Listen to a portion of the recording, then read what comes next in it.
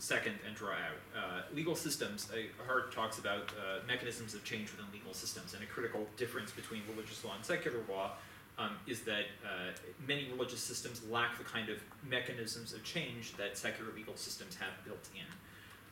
In terms of the relationship between secular legal systems and science, I would say that that's a modern phenomenon, and maybe even a 20th century phenomenon, where science and the scientific mindset and scientific discourse begins to inform legal legislation, legal adjudication.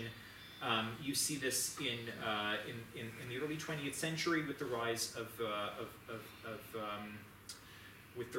of progressivism in the United States, where social data starts to become incorporated into legal decisions and legal decision making, and I think increases through the 20th century.